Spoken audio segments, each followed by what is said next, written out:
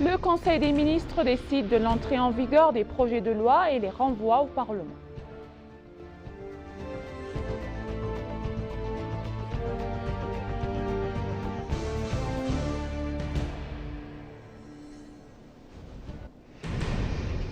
Création d'une plateforme de mise en œuvre du bassin d'Abaye pour gérer de manière durable et exploiter son potentiel.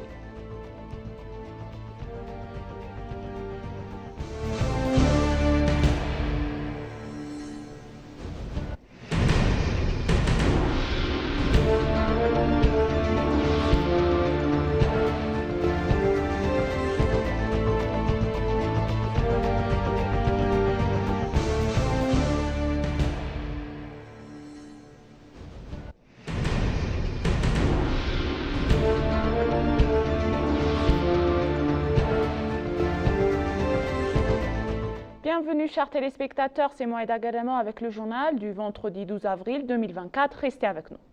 Le Conseil des ministres, lors de la 29e session ordinaire hier, a discuté de diverses questions et adopté des résolutions selon le bureau du Premier ministre.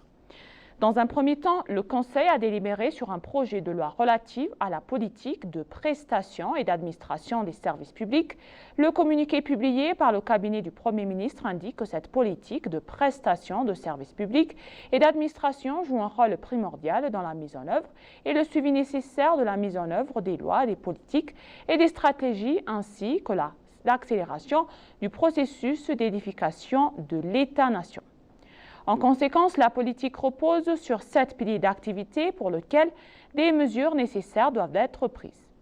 Il s'agit notamment de développer d'urgence des systèmes de prestation de services publics libres et impartiaux, de mettre en place une fonction publique inclusive et globale, d'intégrer la structure de l'administration du service public et de garantir des systèmes de prestation de services publics efficaces et accessibles. En outre, les piliers comprennent des éléments essentiels tels que l'élaboration de la mise en œuvre d'une certification viable des compétences fonctionnaires, la mise en place d'une fonction publique numérique pour des services et des solutions acceptables et fiables, la garantie et l'accélération d'une approche pragmatique de la fonction publique et du renforcement des institutions. Après avoir délibéré sur le projet de loi, le Conseil a décidé à l'unanimité que la politique deviendrait efficace avec des apports supplémentaires. Le Conseil des ministres a ensuite discuté d'un projet de politique sur le développement des petites et moyennes entreprises. Le document de politique intègre la formation et le développement des micro, petites et moyennes entreprises et il est vital de créer un environnement favorable à l'expansion des entreprises. Cela permettrait d'apporter le soutien nécessaire au secteur en tenant compte de la demande et de l'offre, de soutenir le commerce régulier et d'assurer leur développement inclusif en promouvant leur contribution positive au développement économique du pays.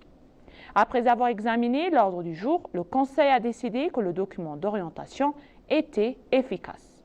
En outre, le Conseil a délibéré sur un projet de décret relatif à la structure, aux devoirs et aux responsabilités de l'autorité de protection de l'environnement.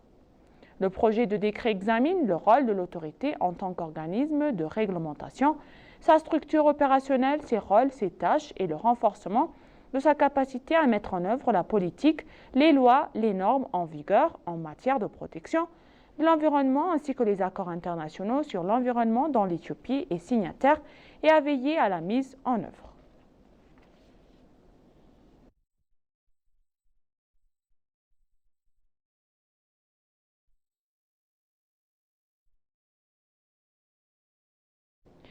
La présuppression des droits de douane sur les fleurs au Royaume-Uni augmentera les exportations horticoles de l'Éthiopie selon l'association.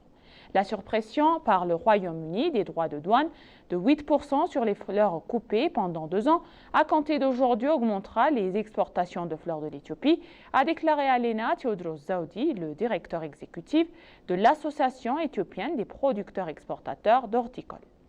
Les droits de douane britanniques sur les fleurs coupées seront suspendus pendant 2 ans, du 11 avril 2024 au 30 juin 2026, ce qui permettra l'entrée des quantités illimitées de fleurs à des droits de douane de 0%, même si elles transitent par un pays tiers. M. Tewodros a déclaré que cette mesure stimulerait les exportations de fleurs de l'Éthiopie. Cette décision augmentera la concurrence entre les producteurs de fleurs éthiopiens pour la livraison de leurs produits à leurs clients au Royaume-Uni, a-t-il déclaré. Pour lui, la suppression des droits de douane est une grande opportunité et il a insisté sur la nécessité de se renforcer, d'en tirer le meilleur parti. Le soutien au secteur, y compris la fourniture de terres et l'assistance administrative, devrait être amélioré afin d'accroître les investissements dans le secteur de l'horticulture, a-t-il insisté. L'Éthiopie est le deuxième producteur de fleurs coupées en Afrique et représente 23% des exportations de l'Afrique subsaharienne. En 2023, la valeur des échanges de fleurs coupées entre le Royaume-Uni et l'Éthiopie était estimée à 12,6 millions d'euros. Finalement, la suppression des droits de douane de 8% sur les fleurs coupées est une grande victoire pour les principaux pays producteurs de fleurs, notamment l'Éthiopie, le Kenya, le Rwanda, la Tanzanie et l'Ouganda.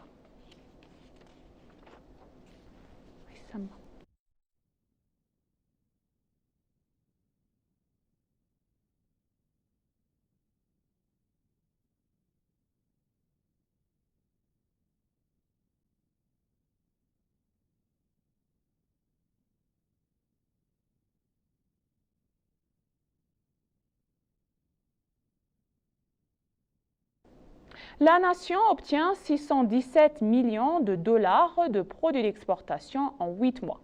Le ministère du Commerce et de l'Intégration régionale a annoncé que l'Éthiopie avait obtenu 617 millions de dollars de produits exportés au cours des 8 derniers mois de l'année fiscale en cours.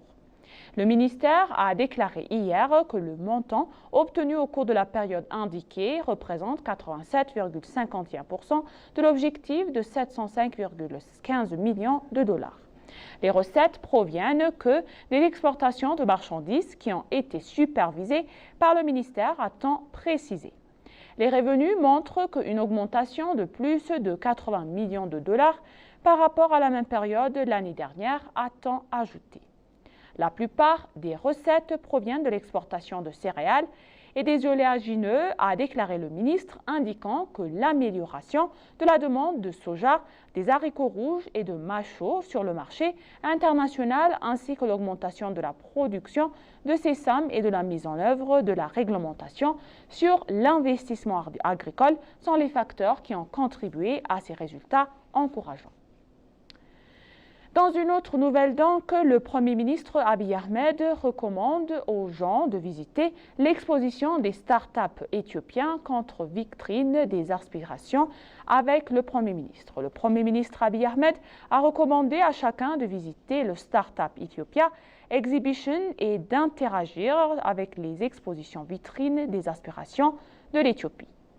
Le Premier ministre a posé sur sa page de X des réseaux sociaux.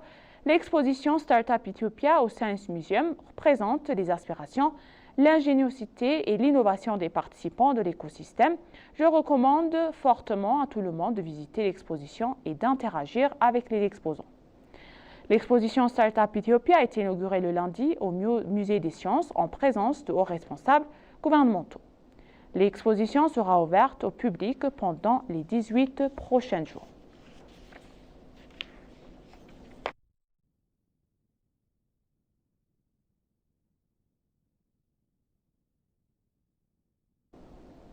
Le bureau d'administration du bassin d'Abaye a annoncé la création d'une plateforme de mise en œuvre du bassin d'Abaye afin d'utiliser le potentiel du bassin et de le gérer de manière durable. Le bureau a créé la plateforme de mise en œuvre du bassin Abaye et a signé hier un protocole d'accord avec les parties prenantes des États régionaux d'Amara, d'Oromia et de Bénichangul-Gumuz pour mettre en œuvre le plan du bassin. Le plan du bassin, qui a été préparé en collaboration avec les parties prenantes concernées et les universités, sera mis en œuvre au cours des 20 prochaines années à temps indiqué. Le chef du bureau d'administration du bassin d'Abaye, Yewendosen Mengistu, a déclaré que la planification du bassin est le point du départ pour gérer les bassins fluviaux de manière durable. Le chef a expliqué que le bassin de la rivière Abaye est le premier des 12 bassins en Éthiopie pour lequel une organisation de bassin fluvial a été créée. Ainsi, l'information organisée sur le bassin et la collaboration entre les parties prenantes concernées du bassin jouent un rôle décisif afin de guider et de soutenir correctement le plan et les fonctions de gestion de l'eau, a-t-il expliqué. Le responsable a ajouté que le plan du bassin évalue, entre autres, les risques socio-économiques liés aux ressources en eau et en environnementaux.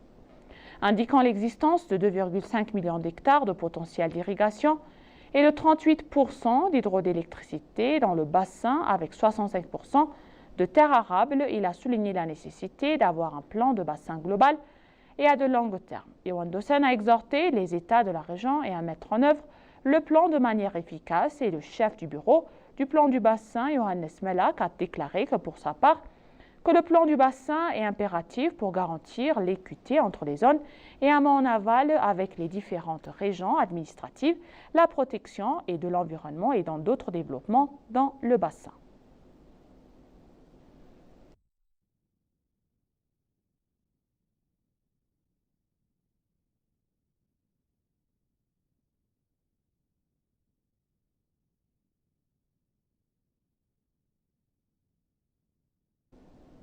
La ministre d'État aux Affaires étrangères, l'ambassadrice Burtukana Yano, a déclaré que les travaux de rapatriement des citoyens dans les centres de détention en Arabie Saoudite commenceraient demain.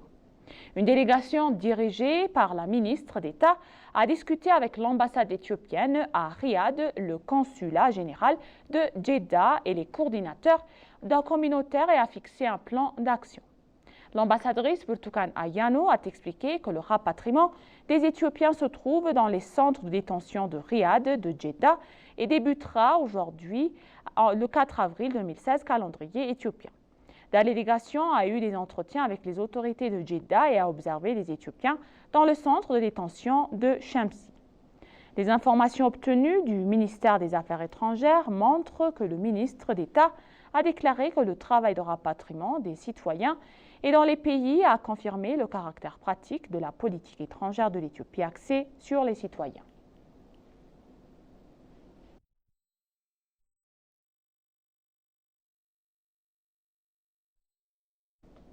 Et maintenant, chers téléspectateurs, je vous rappelle les titres principaux. Le Conseil des ministres décide de l'entrée en vigueur des projets de loi et les renvoie au Parlement.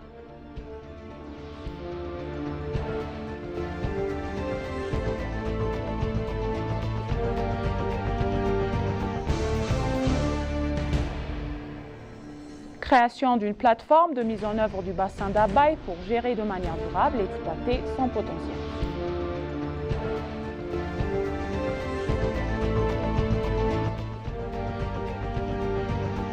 Merci chers téléspectateurs, ainsi s'achève le journal pour aujourd'hui. C'était moi Aïda Gadamao et bonne journée.